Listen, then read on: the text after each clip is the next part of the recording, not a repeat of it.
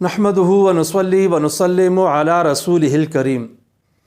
Plot کی اقسام اور ان پہ زکوٰۃ کا حکم، پلاٹ پہ کس صورت میں زکوٰۃ واجب ہوتی ہے، کس صورت میں واجب نہیں ہوتی،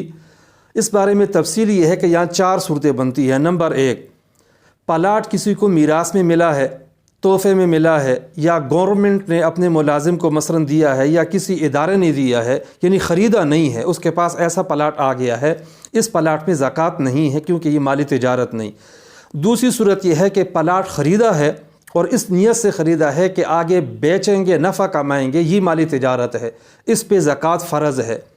تیسری صورت پلاٹ کی یہ ہے کہ اپنی ضرورت کے لیے خریدا ہے، وہاں گھر بنانا ہے، وہاں دکان بنانی ہے، پلازہ بنانا ہے، مارکیٹ بنانی ہے، تو ایسے پلاٹ پہ زکوٰۃ فرض اور واجب نہیں ہے۔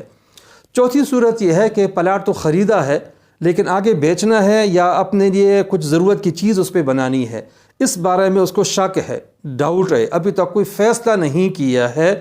تو ایسی صورت میں شرعاً اس پلاٹ پہ زکوٰۃ فرض نہیں ہے کیونکہ وہ مالی تجارت نہیں ہے۔